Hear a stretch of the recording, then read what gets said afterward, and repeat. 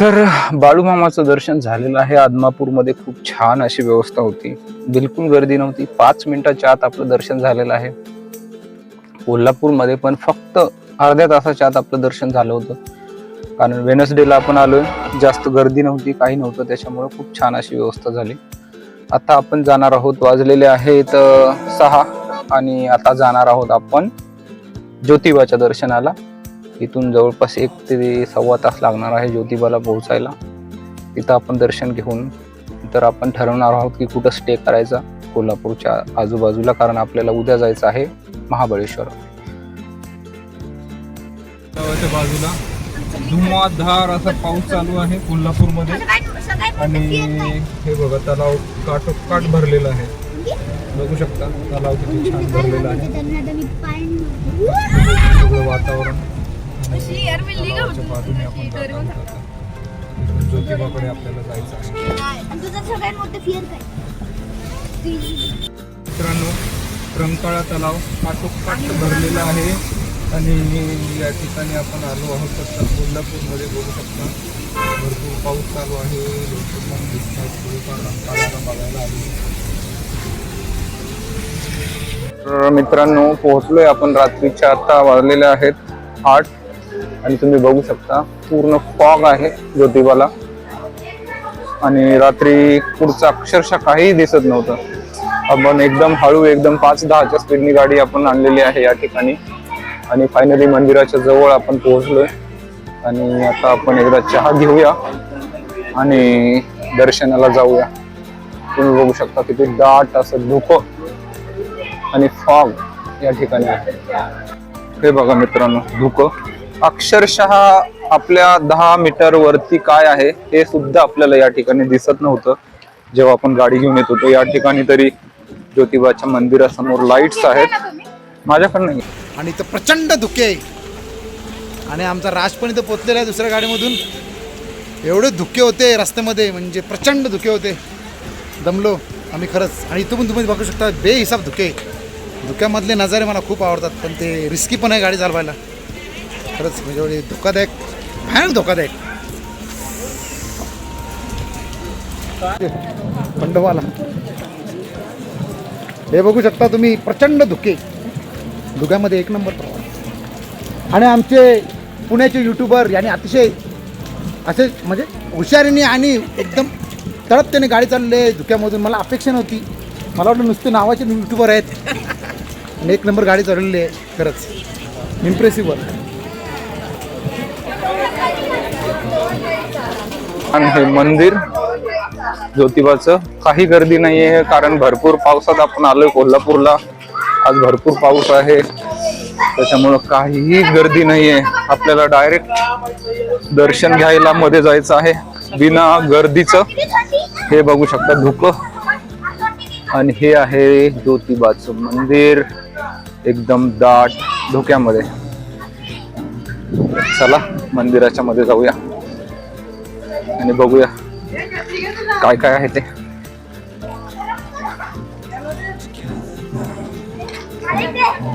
किती दाट धुकं आहे यार. एंट्री कुठून आहे मंदिराची? वाव, वातावरण जे एवढे छान आहे काय सांगू. 1 नंबर. एवढं छान आणि बेधुंद वातावरण, म्हणजे खूपच चांगलं. मज्जा म्हणजे एकदम धुक्यामधून एकदम त्याच्यामध्ये आलो, पण खूप मस्त वातावरण आहे. एकदम छान वातावरण भेटलं खरंच. खूप भारी वाटलं खंडोबाचं दर्शन.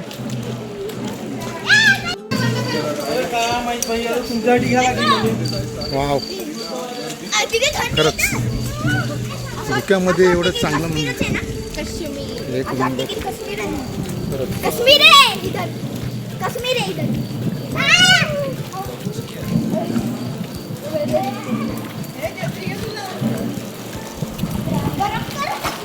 वाजलेले आहेत. भीमाशंकरला सुद्धा काही सासच वातावरण असतं पावसाळ्यामध्ये. बघू शकता तुम्ही. आतमध्ये जातोय आम्ही. बघूया मंदिरामध्ये काय, कारण गर्दी तर बिलकुलच नाहीये. Oh my God, guys, look at this. हे दाट धुकं आहे ज्योतिबाच्या मंदिराबाहेर. खूप मुसळधार पाऊस आणि अशा धुक्यामध्ये आपण इथं 8 वाजता आलेलो आहोत. जेन्युइन ॲडवाइस, रात्री येऊ नका. स्पेशली आम्हाला वाटलं नव्हतं एवढा पाऊस होईल. अक्षरशः काहीही दिसत नव्हतं. पुढे काय आहे, गाडी कुठे आहे, काहीच नाही. तर चला ज्योतिबाचं दर्शन घेऊया आता आपण आतमध्ये जाऊन.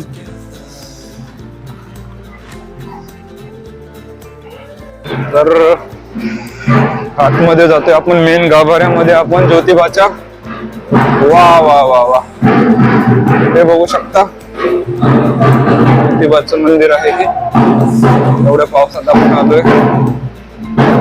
ज्योतिर्लिंग प्रसन्न असलेलं आहे या ठिकाणी.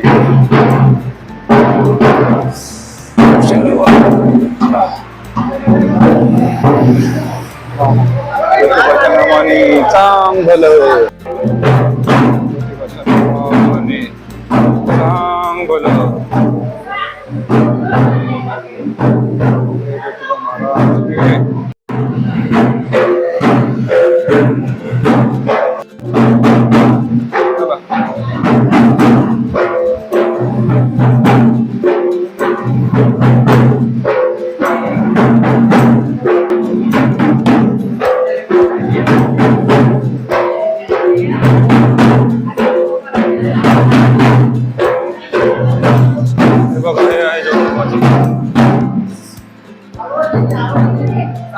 तर झालेलं आहे आपलं दर्शन. उत्तम प्रकारे दर्शन झालेलं आहे ज्योतिबाचं. आता आपण बघूया इथे राहायची काय व्यवस्था आहे.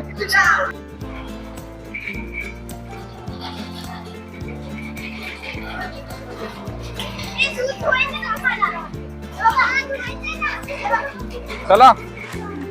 त्यामध्ये कसं दिसतं हे दक्षिण दरवाजा आहे आपल्या ज्योतिबा मंदिराचा.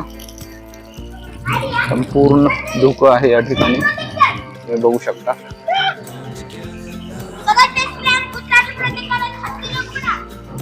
हे आपले friends Prashant and family Preeti आलेली आहे. एक्झॉस्ट झाली आज चालून चालून. थोडं स्मार्ट वर्क केलं मी. चला चला, आता आपण दर्शन झालेलं आहे. आता एक्झिट करू आणि एखादं हॉटेल शोधूया. आता चला बाहेर.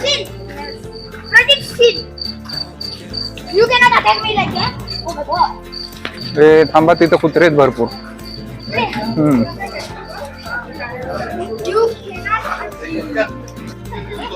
अरे बेंडकुळी आहे, बेंडुकुळी. बेंडूक आहे, बेंडूक मेंढूक. चला नाही चावत. चला चला.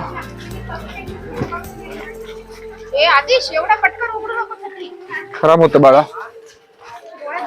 सो चला, finally day 1 is going to over. पण अजून मेजर टास्क बाकी आहे. आपल्याला डिनर करायचं, चांगलं हॉटेल बघायचं राहण्यासाठी. कारण आपण सोल डेस्टिनेशन असं काही प्लॅन केलं नव्हतं कुठे थांबायचं वगैरे.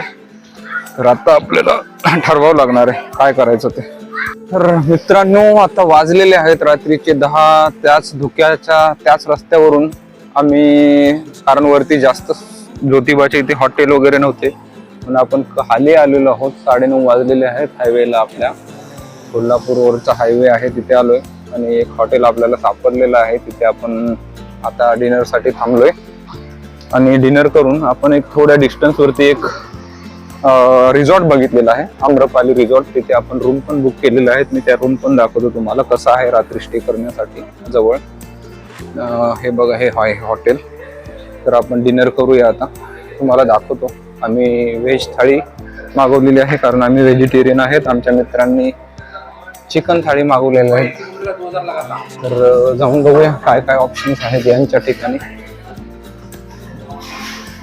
हे बघा, व्हेज मंचाव सूप आलेला आहे या ठिकाणी.